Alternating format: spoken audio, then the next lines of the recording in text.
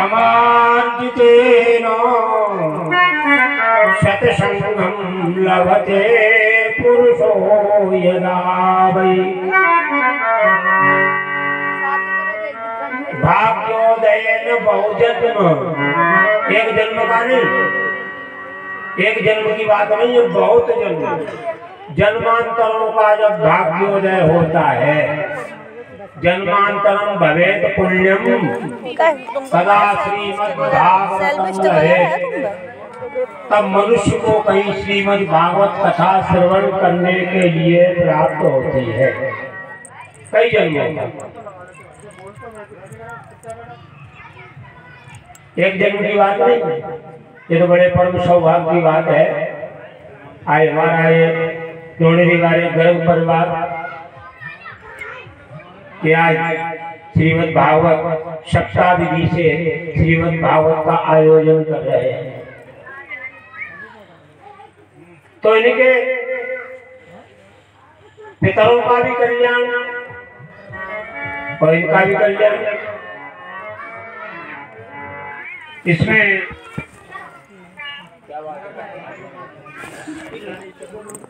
के समस्त पितरों का आह्वान किया गया है और समस्त पितृगण कथा श्रवण करने के लिए आ चुके हैं।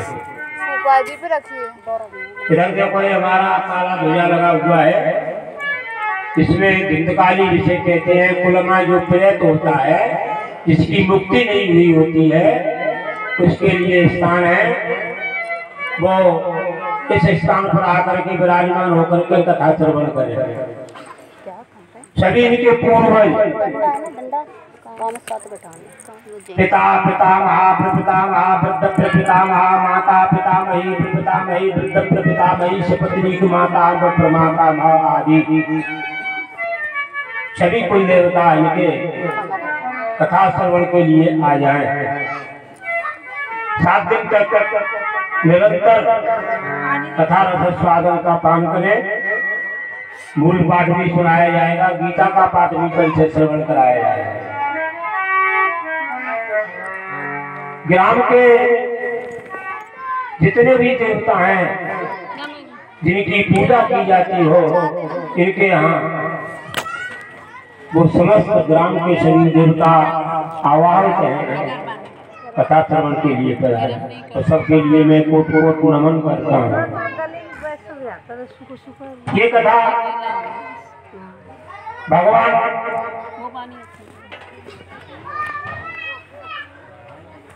महावीर हनुमान जी की कृपा से हो रही है। हनुमान जी महाराज के सानिध्यता में, हनुमान जी महाराज के दरबार में, हनुमान जी महाराज की कृपा से, और एक कथा हनुमान जी के लिए हो रही है। हनुमान जी की सर्वप्रथम थोड़ी सी चर्चा कर ले, क्यों कथा तो आज हो ही नहीं पाएगी। अगर आप लोग बैठे रहो तो दिक्कत नहीं हो तो हम तो चलाते रहेंगे 7 बजे तक, चलेगी? ठीक है, तो कोई दिक्कत नहीं, तो धिंदकारी मोक्ष कर देंगे। 2 घंटे का टाइम लगेगा। पहले हनुमान जी महाराज की थोड़ा जो उनकी कथा है उनके दरबार में है, तो फिर हनुमान जी से शुरुआत की जाए। हमारे संगीतकार महोदय अच्छे संगीतज्ञ हैं, तिवारी जी, तिवारीपुरा के, मुरैना के पास में तिवारीपुरा है। सनातन ब्राह्मण है, पूजा पाठ भी ये करते हैं। इन्होंने प्रारंभ में हनुमान चालीसा का पाठ किया, तो ये जानते थे कि हनुमान जी का मंदिर है, तो फिर हनुमान चालीसा पाठ किया है। आप लोगों ने सुना होगा। इन्होंने पहले क्या कहा, जय हनुमान ज्ञान गुण सागर। हनुमान जी महाराज कैसे ज्ञानों के भंडार है, ज्ञान के भंडार है। इन्होंने इसे बंद कर दो। इन्होंने भगवान सूर्य से विद्या प्राप्त की है, इसलिए बहुत गुणवान है। सूर्य भगवान के रथ में 12 घोड़े लगे हुए हैं। सूर्य भगवान चलते हैं, उदयाचल से अस्ताचल के लिए जाते हैं। इनकी गति कभी रुकती नहीं है। अगर इनकी गति रुक जाएगी तो प्रकृति ठप हो जाएगी। इस सौर मंडल है ना, भगवान सूर्य से तो चल ही रहा है। सूर्य भगवान से इन्होंने दीक्षा शिक्षा विद्या प्राप्त की। सूर्य भगवान के रथ के आगे आगे चलते थे, उल्टे पीछे की तरफ उल्टे चल करके विद्या पढ़ी है। हनुमान जी महाराज के बराबर कोई संसार में गुणवान और विद्यावान नहीं है। इसलिए बाबा तुलसी ने सबसे पहले हनुमान चालीसा में लिखा कि जय हनुमान ज्ञान गुण सागर। दूसरी बार में क्या लिख रहे, जय कपीश तिहु लोक उजागर। जय कपीश, कपीसा नाम ईसा सा कपीश, जो कपीशों का स्वामी है उसे हम कपीश कहते हैं। कपीश माने बंदर, कपी माने बंदर होता है, जो बंदरों का स्वामी अधिपति है। हनुमान जी महाराज बंदरों के स्वामी है। कैसे हैं? जो रक्षा करे वही तो राजा होता है। राजा कौन है? तुम्हारा स्वामी कौन है? हम उसे स्वामी माने जो हमारी रक्षा करता है।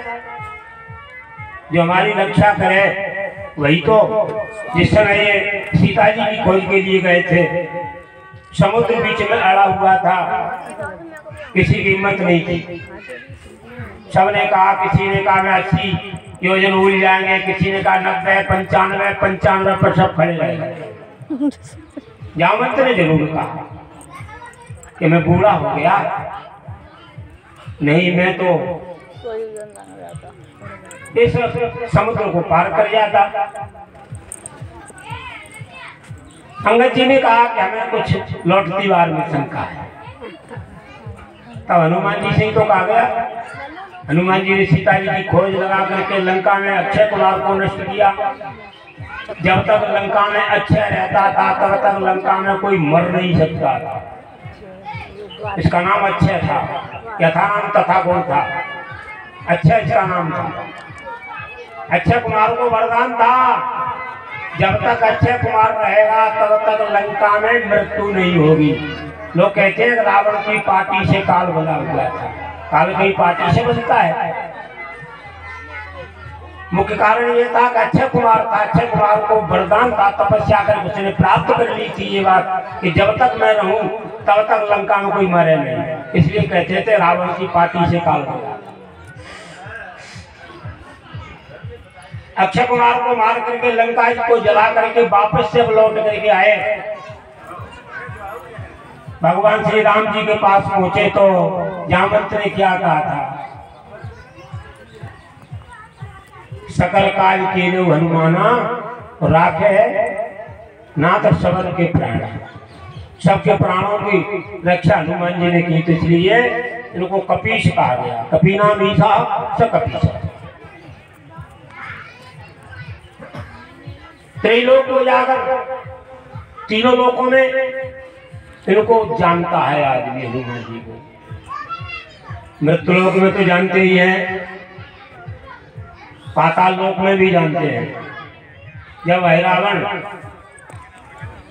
राम और लक्ष्मण को माया के द्वारा पातालपुरी में ले गया, हनुमान जी महाराज गए। उन्होंने चंडी मां जो भगवती चंडी थी, चंडी के 5 सिर थे, चंडी को नीचे दसका दिया और 5 मुख वाले बन गए। इसलिए पंचमुखी हनुमान जी की पूजा होती है।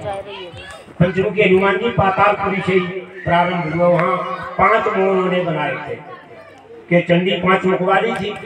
इसलिए पातालपुरी में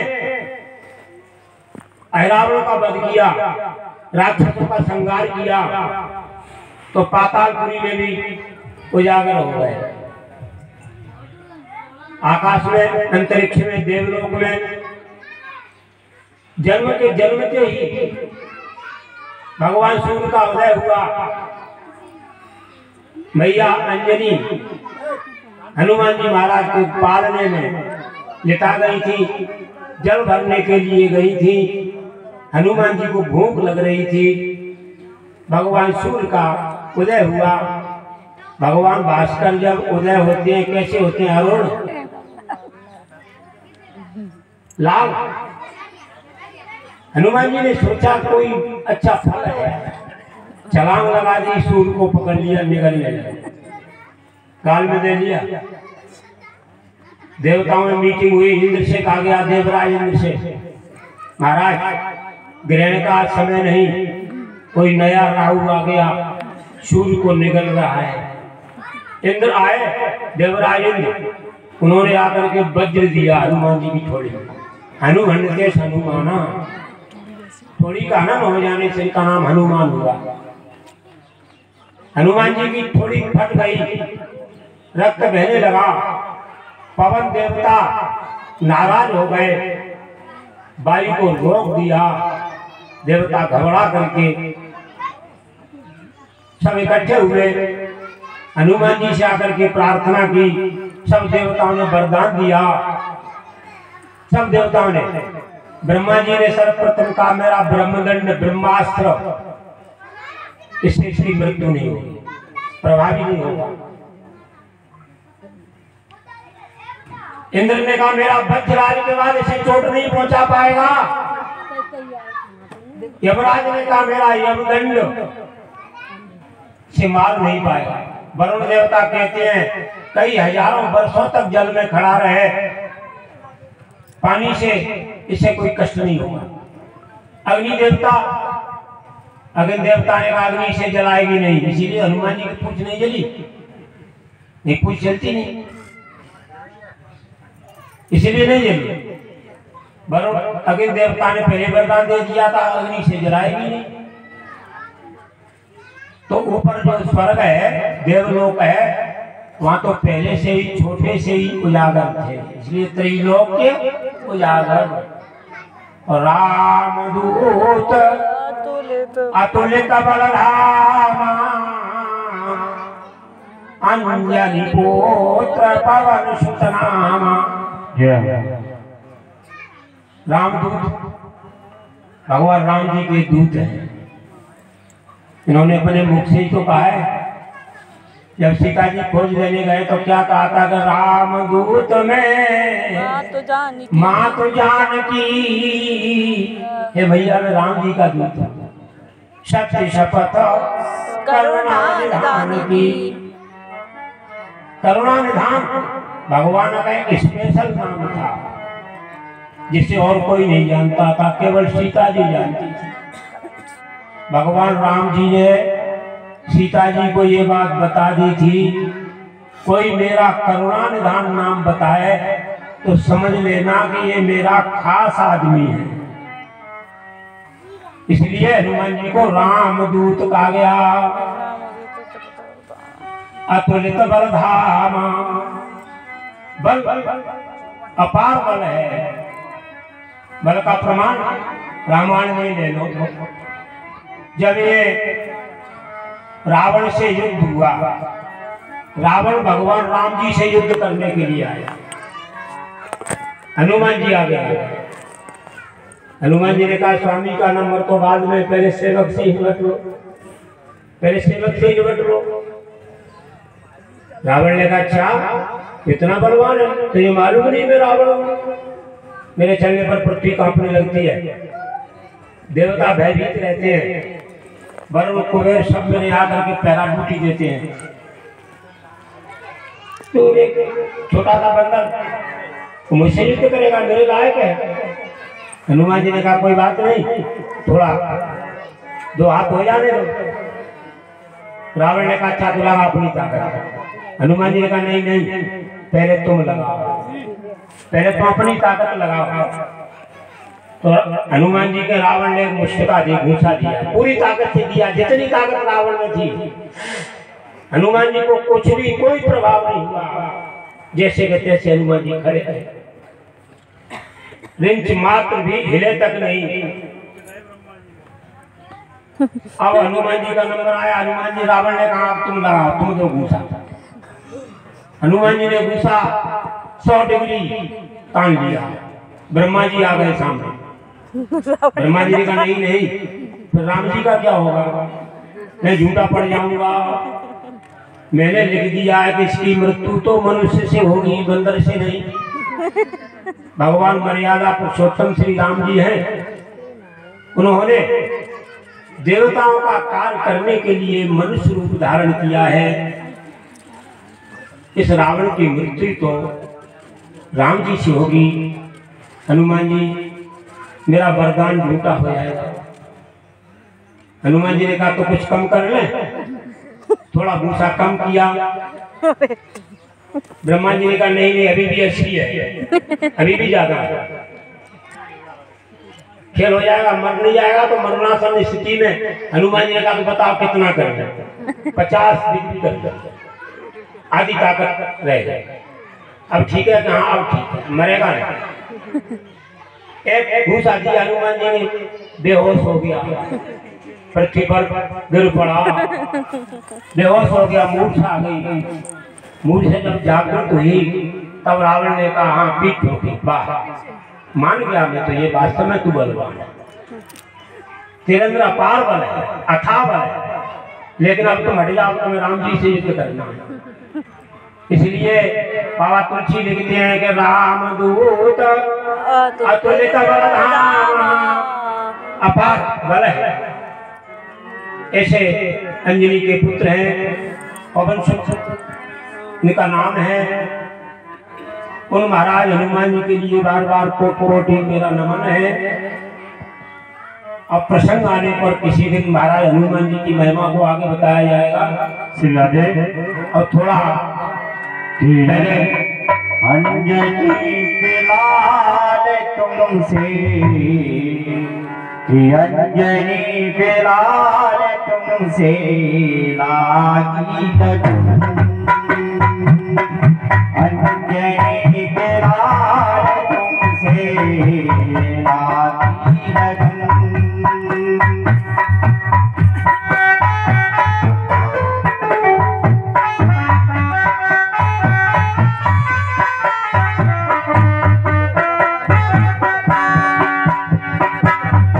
अंजनी के लाल तुमसे लागी लगन,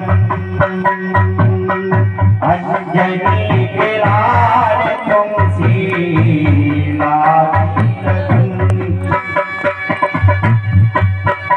ओ तरसी दिखाना प्यारे, तरसी दिखाना प्यारे आए शरण, अंजनी के लाल तुमसे लागी लगन,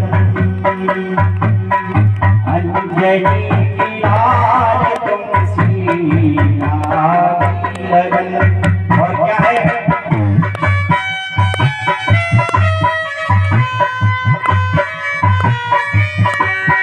ओ लंका जारी सिया सुधिराए, लंका जाए सिया सुधिराए, लक्ष्मण जी के प्राण बचाए, लक्ष्मण जी के प्राण बचाए। रहनी अंधेरी में, रहनी अंधेरी में किया है कबन, अंजनी के लाल तुमसे लागी लगन, अंजनी के लाल तुमसे लागी लगन।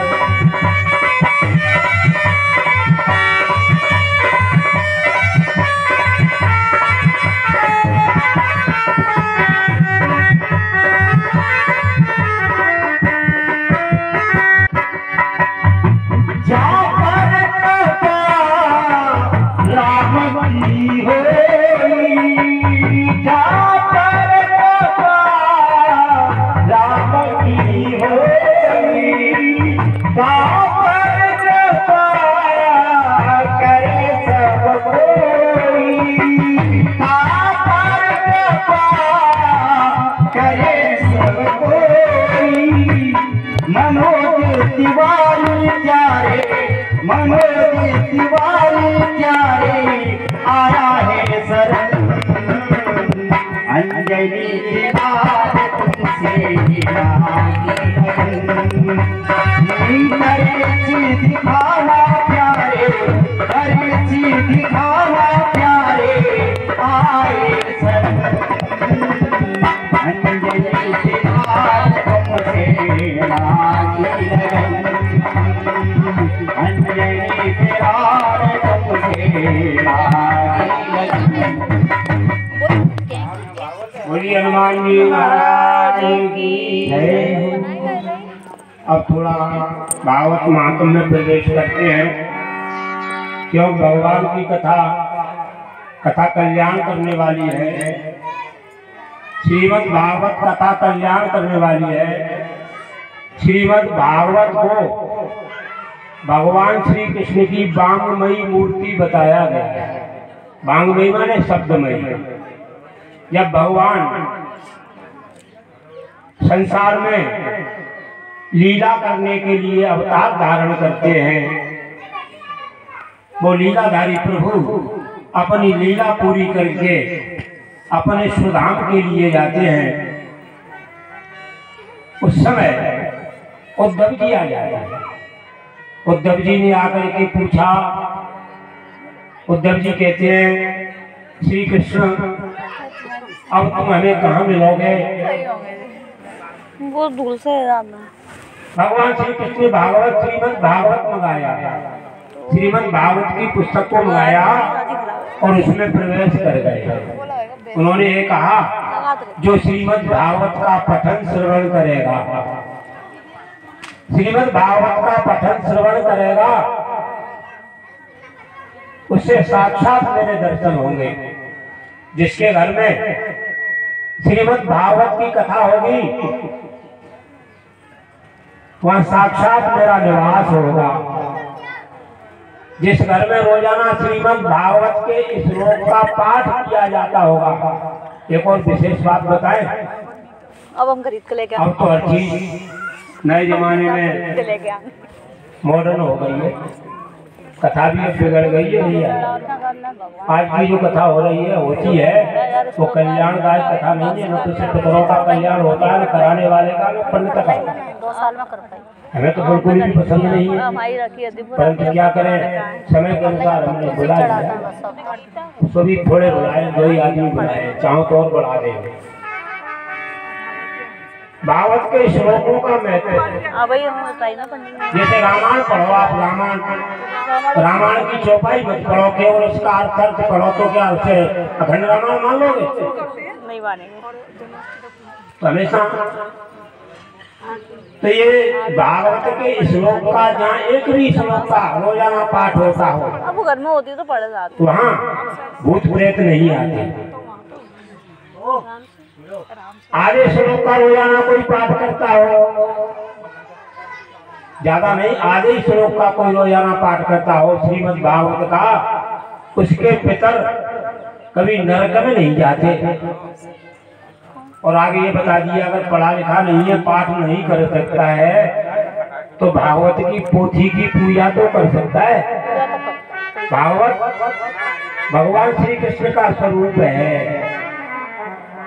एक अंग्रेजी के विद्वान ने कहा है, इंग्लिश में कहा है, Shrimad Bhagavat is God of Shri Krishna. Shrimad Bhagavat is internal structure of heart of Shri Krishna. सही बात कही। श्रीमद् भागवत भगवान की हृदय की आंतरिक रचना है। श्रीमद् भागवत भगवान श्री कृष्ण का हृदय है, इसलिए कहा गया भागवत इज गॉड।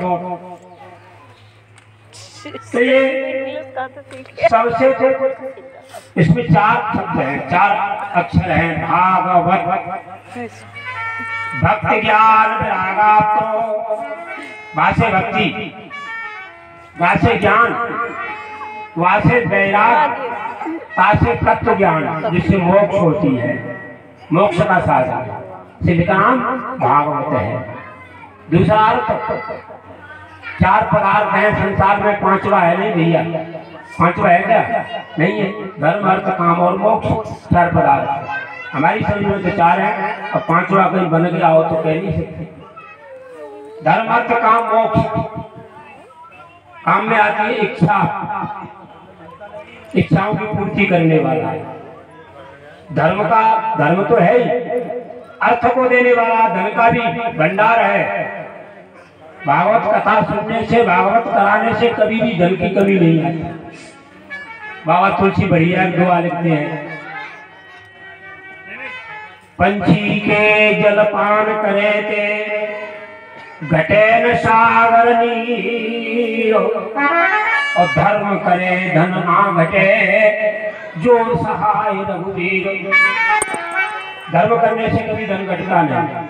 धन वही धन्य है, सोई धन धन्य प्रथम गति जाकी। वही धन धन्य है जिसकी प्रथम गति हो जाए, अच्छे काम में लग जाए, जैसे ये लग रहा है। ये तो बहुत दिनों से सोच रहे थे, बहुत दिनों से हम सोच रहे थे, इनके बाबा के आगे से हम विचार कर रहे थे, लेकिन बाबा तुलसी लिखते हैं कि राम सदा सेवक रुचि राखी। आज उस परमात्मा ने हमारी इच्छा को पूरी किया है। बड़े सौभाग्य है, हमको बड़ी प्रसन्नता है, शुभ आशीर्वाद है। भगवान से बार बार यही प्रार्थना है कि श्रीमद् भागवत सप्ताह ज्ञान यज्ञ निर्विघ्नता पूर्वक प्रभु इसे सफलता की ओर ले जाए। श्रीमद् भागवत को यानी भगवान की कथा को कलयुग में काम ध्यान उपाय बताया है। तिवारी राम कथा काम ध्यान उपाय बताया है। भगवान की कथा राम कथा का काम कथा कली काम दिगाई, राम कथा कली काम दिगाई, राम कथा कली काम दिगाई। सुजन सजीव मोहि सुहाए, सुजन सजीव मोहि सुहाए। कामधेनु गाय क्या करती है? कामधेनु इच्छा पूर्ति करती है। जो भी इच्छा करो वही कामधेनु कर देती है। हमारे ऋषियों मुनियों के पास कामधेनु गाय, इंद्रलोक में देवलोक में कामधेनु गाय। तो भगवान की कथा को कामधेनु बताया गया है, इच्छा की पूर्ति करने वाला। अब बाबा व्यासी महाराज लिखते हैं, काल ब्याल मुख ग्रास त्रास निर्रास हेतवे। संसारी मानव ये पूरा संसार काल रूपी सर्प के मुख का ग्रास बना हुआ है, और वह कब तक सुरक्षित है? जब तक ये सर्प अपने मुख को बंद नहीं कर लेता।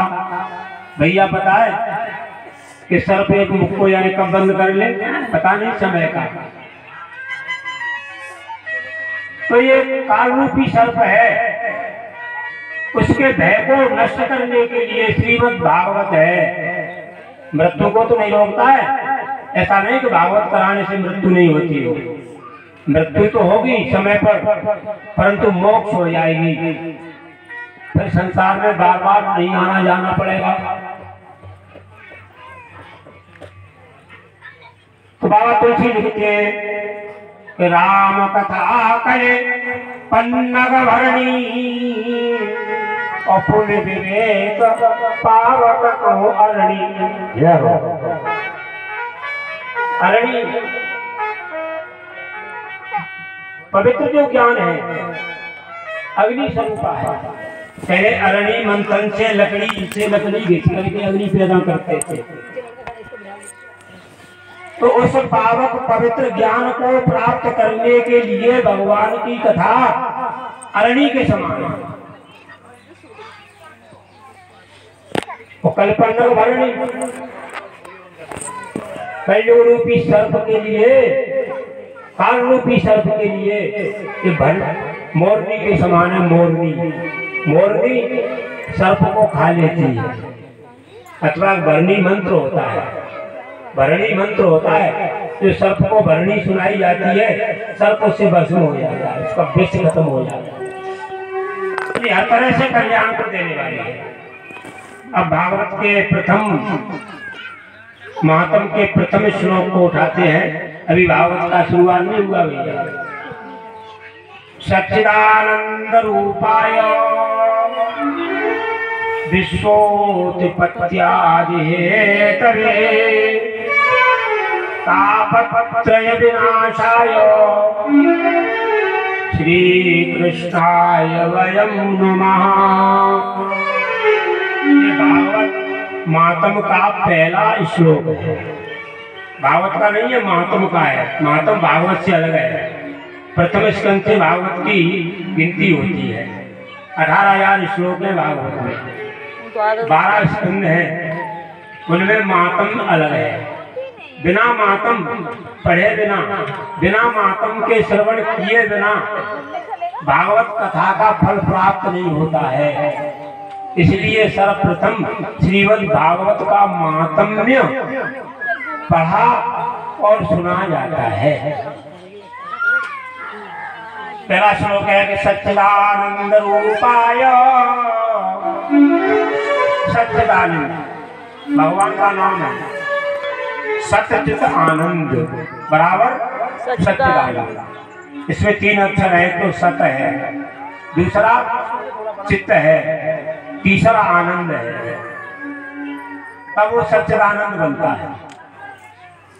सत्य किसे कहते हैं? सत्य उसे कहते हैं जिसका कभी विनाश नहीं होता हो, जो अविनाशी है, नाशवान नहीं है, वो सत्य है। संसार में ऐसा कोई है जो अविनाशी हो? एक परमात्मा को छोड़ करके कोई दूसरा है क्या? नहीं है।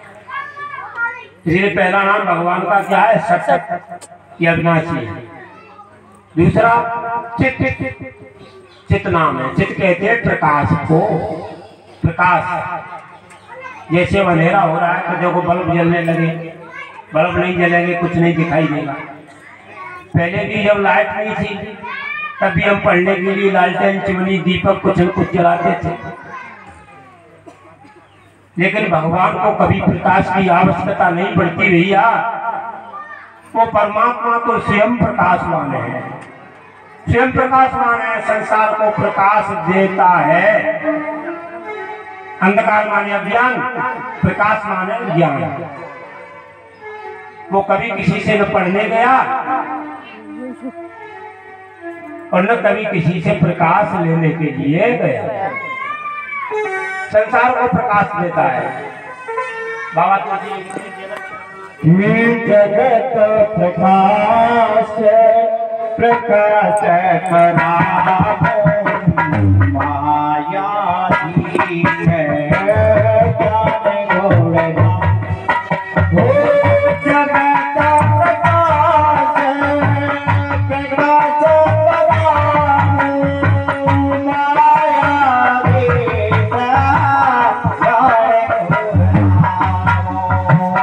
हरे राम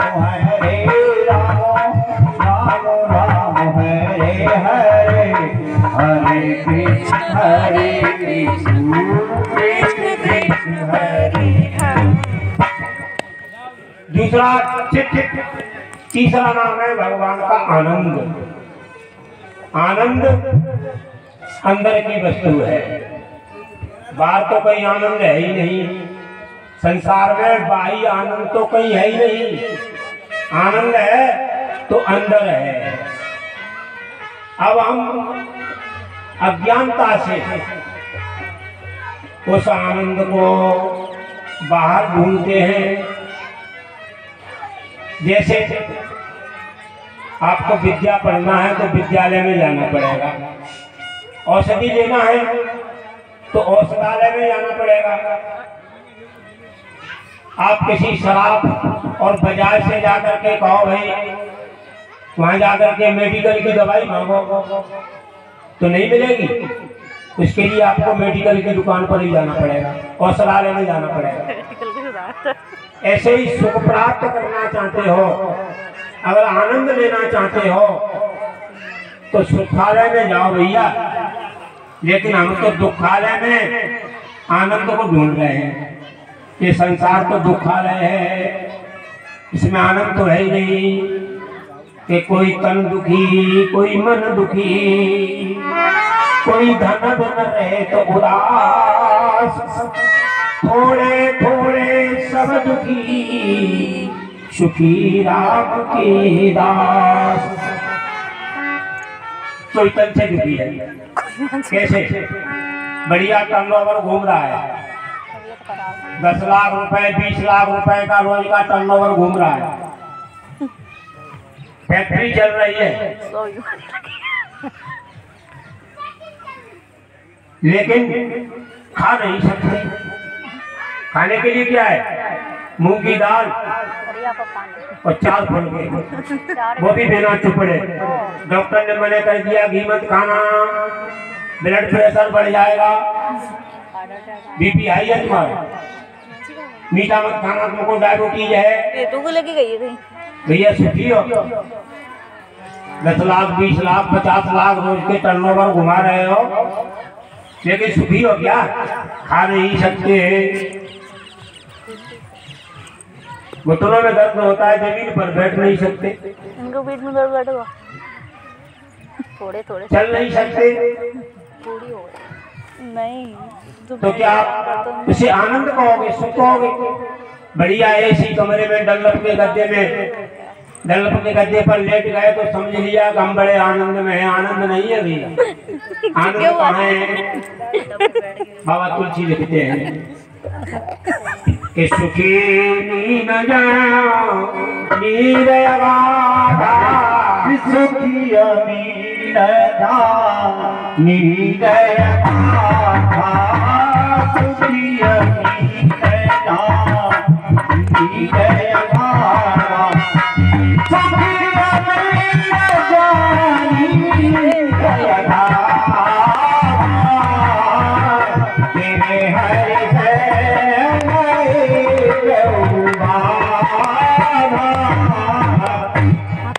तो सुख तो भगवान की शरण में है, भगवान की शरण में पहुंच जाओ तो सुख है। तो कोई तन दुखी या संसार में, कोई मन दुखी, कोई मन से दुखी है। मन से दुखी कैसे है? मन का काम नहीं हो पा रहा तो मन से दुखी है। बालक जब छोटा था बड़ी आस लगाई कि बालक बड़ा हो जाएगा, हमारी सेवा करेगा, पढ़ेगा लिखेगा, पढ़ लिख गया, अच्छे कॉलेज में एडमिशन करवा दिया और जॉब करने लगा। पिताजी विचार कर रहे हैं अब तो हम कम से कम 20 पेटी एक 4 व्हीलर तो मिल जाएगी। तब तक मेरे लड़के का फोन आ जाता है, पिताजी पापा जी आ जाओ, आशीर्वाद दे जाओ, मैंने शादी कर ली है। मन की मन में रह गए। लड़के से कुछ कह नहीं सकते, लड़की से कुछ कह नहीं सकते, बहू से कुछ कह नहीं सकते।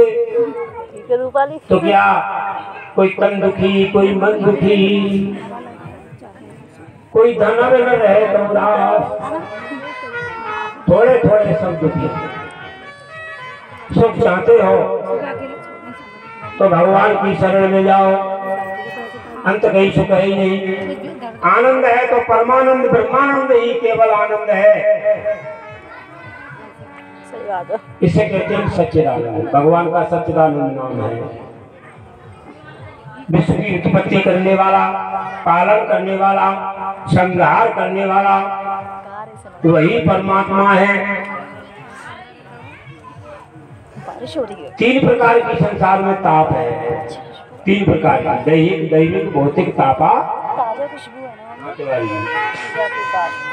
दैहिक दैविक भौतिक तापा, दैहिक दैविक भौतिक तापा, दैहिक दैविक भौतिक तापा,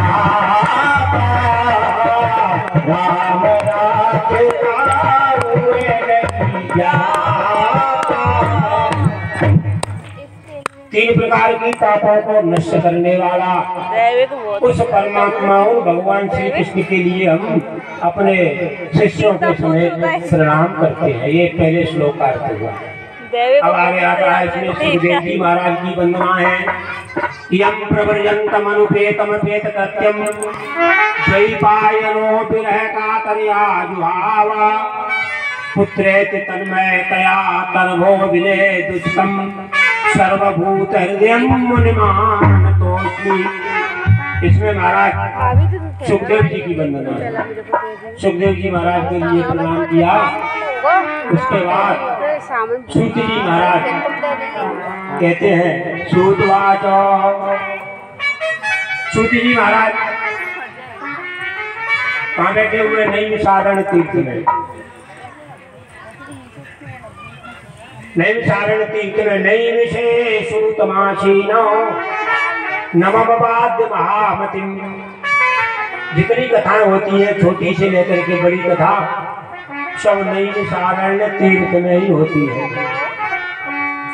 नैमिषारण्य तीर्थ में सूत जी महाराज बैठे हुए हैं। कुशल कथा के रस को जानने वाले महाराज शौनक जी ने प्रश्न कर दिया। शौनक जी ने कहा, हे महाराज आप अज्ञान तिमिरांध कोटि सूर्य समप्रभा। अज्ञान रूपी अंधकार को नष्ट करने के लिए करोड़ों सूर्य के समान है। आज आप कोई ऐसी कथा सुनाओ जो कथा मोक्ष को देने वाली हो, पवित्र को भी पवित्र कर देती हो। कृष्ण संदेश से हेतकम भगवान श्री कृष्ण को प्रसन्न करने वाली हो। और महाराज कैसी हो? शायद मुक्ति को देने वाली हो। ऐसी कथा महाराज आज हमारे प्रति कहो। सुखदेव जी महाराज जो राजा परीक्षित को जो कथा सुनाई थी वो कथा सूत जी महाराज सुनाने लगे ऋषियों को। सूत जी महाराज ने कहा, ऋषियों आज मैं तुम्हें श्रीमद् भागवत शास्त्र कलौकीन भाषितम, जिस श्रीमद् भागवत शास्त्र को कलयुग में सुखदेव जी महाराज ने कहा था। सुखदेव जी महाराज एक तोता है। तोता जिस फल से अपनी चोंच लगा देता है वो अधिक मीठा हो जाता है। इदम श्रीमद् भागवतम शास्त्रम कलौकीन भाषितम। कलयुग में सुखदेव जी महाराज ने इसको परीक्षित जी को सुनाया। परीक्षिते सभां भक्तो संस्कृते सुखा सुधा कुम्भं गृहीत्वा देवास्तत्र समागमन। जब महाराज परीक्षित जी को सुखदेव जी महाराज श्रीमद् भागवत सुना रहे थे उसी समय देवता स्वर्ग से सुधा कुंभ एक अमृत का कलश लेकर के आए। देवताओं ने आकर के महाराज सुखदेव जी के लिए प्रणाम किया। देवताओं ने कहा, महाराज हम अमृत लाए हैं। अमृत है, राजा को मृत्यु से भय है, राजा को मरने का डर है ना। महाराज अमृत राजा को पिला दो और कथा रूपी अमृत हमें, कथा हमें सुना दो।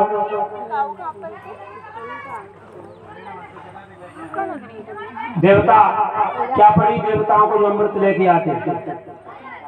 देवताओं ने विचार किया घाटे का सौदा नहीं है, घाटे का सौदा देवता कभी नहीं करते। उन्होंने विचार किया घाटे का सौदा नहीं है, इसलिए देवता अमृत का कलश लेकर के आते हैं। सुराकुम्भं गृहीत्वा, और क्या कहते हैं महाराज, एवं विन्मयो जातो सुधाराज्ञां प्रपीयताम्।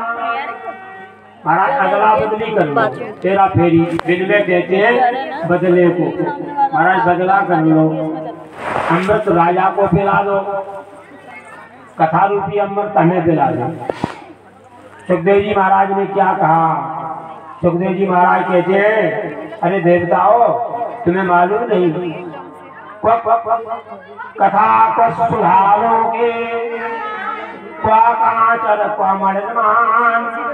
महाराज कहाँ तो कथा और कहाँ अमृत, कहाँ कांच और कहाँ मणि।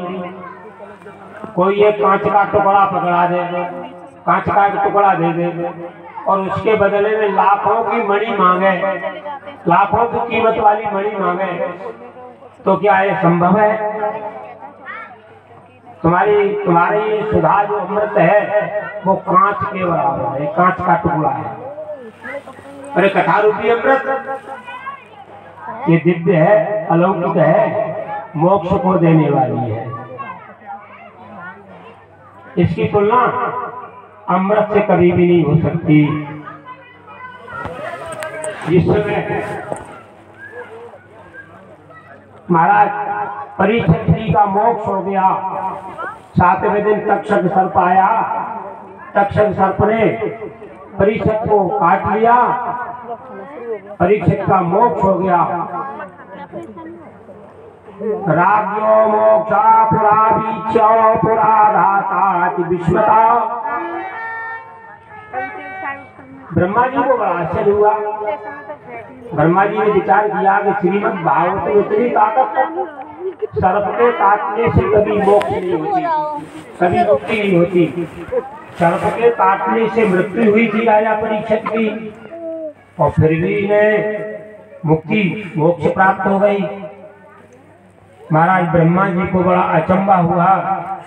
ब्रह्मा जी ने जितने मुक्ति के साधन थे, समस्त मुक्ति के साधनों को एक तराजू के पलड़े में रखा, एक पलड़े में श्रीमद् भागवत रखा। जिस पलड़े में श्रीमद् भागवत रखा था, गौरवेण एवं महत, वो पलड़ा नीचा रहा, भारी रहा। जितने साधन थे सब रख दिए गए। इसलिए श्रीमद् भागवत भगवान का साक्षात स्वरूप है, भगवान की साक्षात मूर्ति है। इसके विषय में एकदा विशालायाम चत्वारा ऋषियामला, एक बार विशाला नाम की नगरी में 4 ऋषि जो हमेशा 5 वर्ष में रहते हैं, सनक सनंदन सनातन संत कुमार, ये ब्रह्मा जी के आदि पुत्र हैं। सृष्टि की शुरुआत में इनकी उत्पत्ति हुई है। ये चारों पुत्र ब्रह्मा जी के एक बार विशाला नाम की नगरी में आया। उन्होंने देखा कि नारद जी चले आ रहे हैं, बड़ी जल्दी जल्दी चले आ रहे हैं, न तो इधर उधर देख रहे हैं। नारद जी आ रहे हैं। नारद जी को देख करके इन ब्रह्मादिक सनकादिक ऋषियों ने पूछा। सनकादिक ऋषि पूछते हैं, भो ब्रह्मन् दीन मुखा कुतश्चिंता तुरो भवान् त्वरितं गम्यते कुत्र कुतश्चागमनं तव। हे ब्रह्मन, हे ब्रह्मा जी के पुत्रों, देवर्षि नारद जी, आप दीनमुख क्यों हो, ऐसे उदासीन क्यों हो, क्या कारण है? आप तो ऐसे चिंतातुर हो रहे हो जैसे कोई साधारण मनुष्य हो, गतवित्तो यथा जना, जैसे किसी साधारण मनुष्य का धन चला जाए तो वह बिल्कुल पागल जैसा हो जाता है। ऐसे ही आप उदासीन क्यों दिखाई दे रहे हैं? महाराज क्या चिंता है? जल्दी जल्दी त्वरितम गम्यते कुत्र, त्वरित कहते हैं शीघ्रता को, शीघ्र जल्दी जल्दी। महाराज कहाँ जा रहे हैं? और कुतश्चागमनम, कहाँ से महाराज आ रहे हैं? नारद जी कहते हैं, सनकादिक ऋषि हो, मैंने इस पृथ्वी को उत्तम समझा, उत्तम समझ करके मैंने इस पृथ्वी का पर्यटन किया। प्रयाग में गया, पुष्कर गया, गया गया, काशी गया, हरिक्षेत्रम, कुरुक्षेत्रम, श्रीरंगम, सेतुबंधनम। हरिक्षेत्र में गया, कुरुक्षेत्र हरिद्वार गया, कुरुक्षेत्र में गया, श्वेतबंध रामेश्वर, पूरी पृथ्वी का मैंने पर्यटन किया, परंतु कहीं भी शांति प्राप्त नहीं हुई, शांति कहीं नहीं मिली। कलना अधर्म मित्रेण, कलयुग का मित्र कौन है भैया? अधर्म। अधर्म कलयुग का मित्र है। कलयुग के मित्र अधर्म ने इस पृथ्वी पर शासन कर लिया है, पूरी पृथ्वी भारभूत हो रही है। कहीं पवित्रता, सत्यम शौचम दया नास्ति, महाराज सत्य खत्म हो गया, सत्य कोई बोलना ही नहीं चाहता, पवित्रता खत्म हो गई। पवित्रता बिल्कुल कलम है, सत्यम शौचम दया दानम, पवित्रता। ज्यादा पढ़े लिखे घरों में तो बिल्कुल ही खत्म है। जहाँ सर्फ से साबुन से बर्तन धोए जाते हैं, मांजे जाते हैं, उस घर में पवित्रता नहीं है, वो केवल सफाई है, चमक चमक है, चमक। पवित्रता में तो मिट्टी से बर्तन मजने चाहिए, कांसे का पात्र राख से, कंडिया भी राख से और मिट्टी से, तब पवित्रता होती है। जूठे बर्तनों में भोजन हो रहा है, जूठे बर्तनों से भगवान की पूजा हो रही है। नारद जी कहते हैं सत्यम शौचम दया दानम, सत्य शौच दया सब नष्ट हो गया, कुछ कहीं मुझे दिखाई नहीं दे रहा। तीर्थों में गया, मलेक्षा तीर्था यवना रुद्धा तीर्थसारस कथोगता। मलेक्षों ने, राक्षसों ने तीर्थों को घेर लिया है, सभी तीर्थों में मलेक्ष निवास करने लगे हैं, चोर डकैत उल्टे सीधे लोग। इससे तीर्थों का सार भी खत्म हो गया। नारद जी कहते हैं, देव ऋषि नारद जी कह रहे हैं सनकादिक ऋषियों से ब्रह्मपुत्रो, और ज्यादा क्या बताऊं, कलयुग में कथा सारस्वत हो गया। कथा जो थी भगवान की वो भी अब निस्वार हो गई है। आगे नारद जी ने कहा मंगलम न दृश्यते, इस पृथ्वी पर मुझे कहीं भी मंगल दिखाई नहीं दिया। फिर मैं घूमता घामता यमुना तटमापन्नम तत्र हरे लीला हरे बोध। भगवान ने श्री कृष्ण ने अपनी लीलाएं की है, उस यमुना जी के किनारे वृंदावन में आए। सुनो ध्यान से। वृंदावन में आया तो मैंने क्या देखा, एक तरुणी स्त्री बैठी हुई है, एकाच बाला तरुणी खिन्ना रुदंती मुर्मु, बार बार रो रही है, आंखों से आंसू आ रही है। इसके पास में दो पुरुष पड़े हुए हैं, वृद्ध हैं, जर्जर, इनकी श्वास चल रही है, बगुला जैसे इनके सफेद बाल हो गए हैं, शरीर में कहीं भी मांस रक्त नहीं रहा। दो पुरुष इसके बगल में पड़े हुए हैं। मैंने कौतुकवश उस अबला के पास, तरुणी के पास में पहुंच गया। नारद जी ने जाकर के पूछा, देवी तुम कौन हो? तो देवी क्या कहती है, अहम भक्तिर तख्याता एवं चतनयो में, मैं भक्ति हूँ, मेरा नाम भक्ति है। और ये दो जो मेरे पास में जो पुरुष हैं, ये मेरे पुत्र हैं। ज्ञान वैराग्य नामान काल योगे न जर्जर, इनका नाम है ज्ञान और वैराग्य। समय पाकर के ये दोनों वृद्धता के लिए प्राप्त हो गए हैं।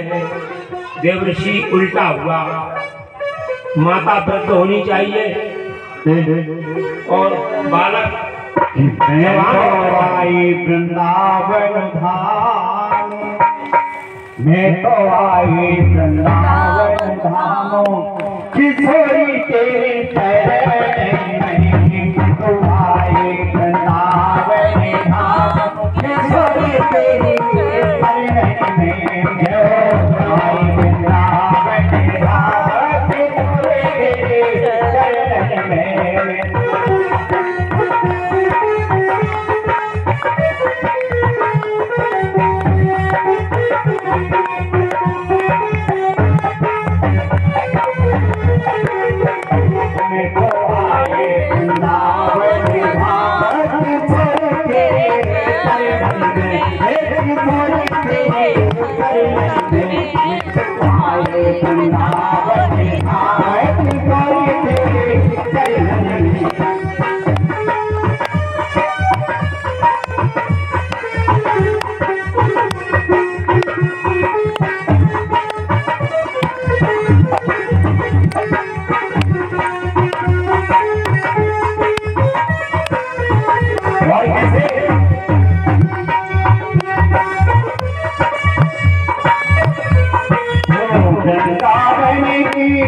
श्री महारानी वृंदावन की श्री महारानी मोती यहाँ पर भरी नहीं पानी मोती यहाँ पर भरी नहीं पानी द्वार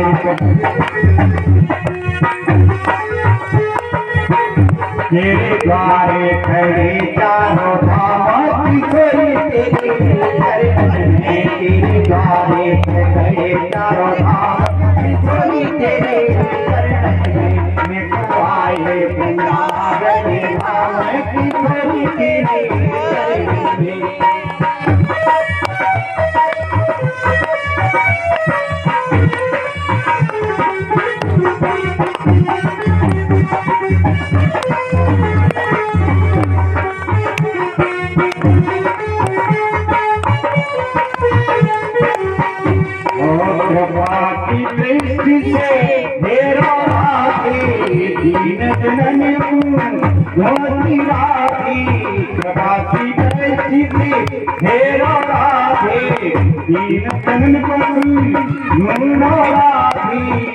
मेरी बिनती आठो तेरे मेरी बिनती आठो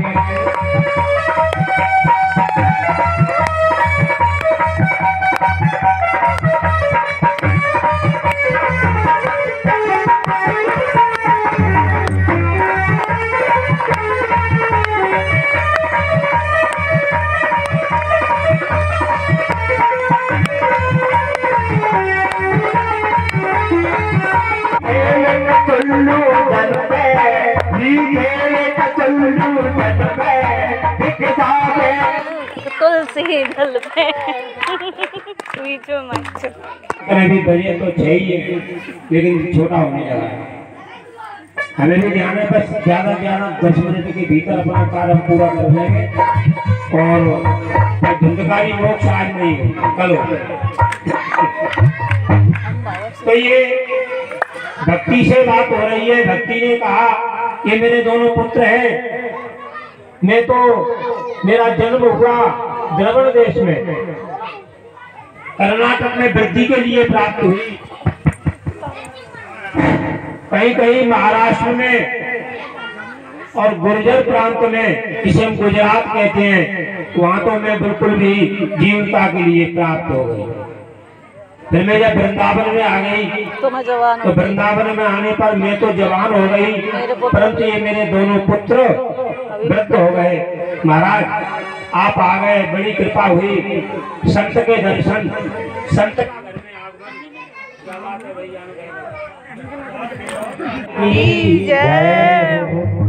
तो भक्ति कहती महाराज बड़े भाग्य से संतों का दर्शन होता है, संत घर में आते हैं कि जयति जयति मायाम कायादवस्ते वचन रचन में कम यद चाकलहिया ध्रुवपदमपि आतो यत् कृपातो ध्रुवोऽयं सकल कुशल पात्रम ब्रह्मपुत्रम नतोऽस्मि।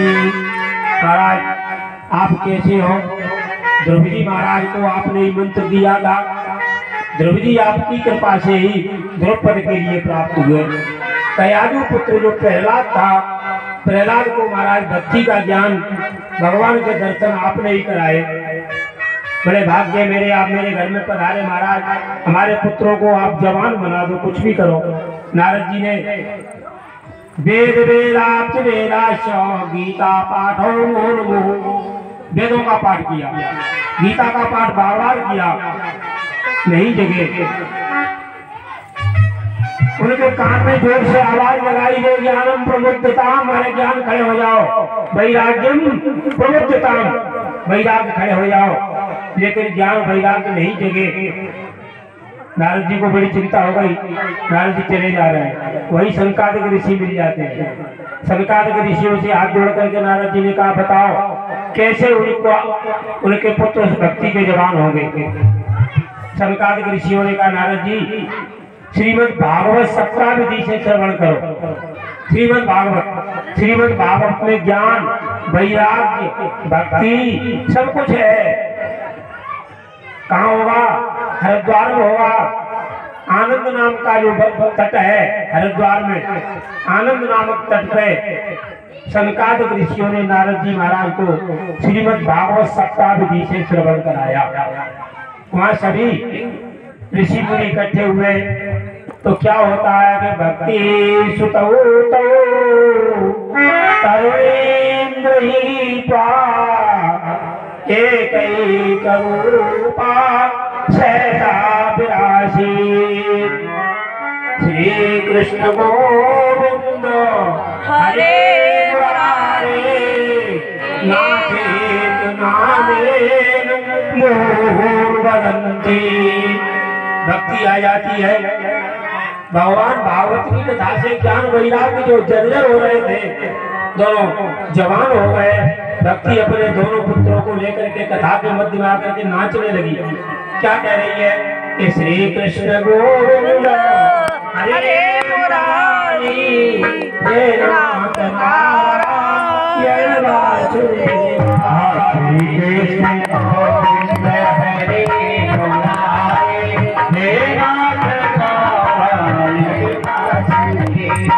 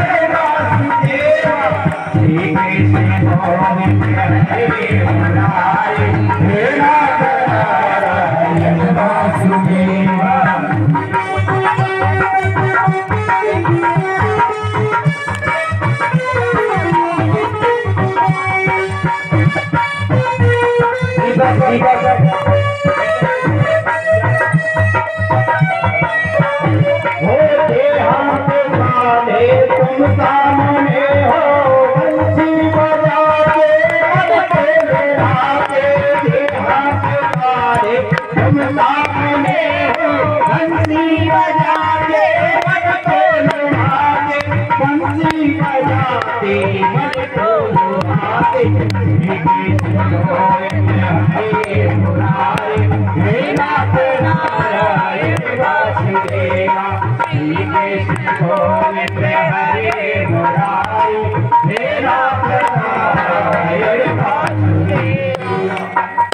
बोलिए वृंदावन बिहारी लाल की, भागवत भगवान की, जी महाराज की।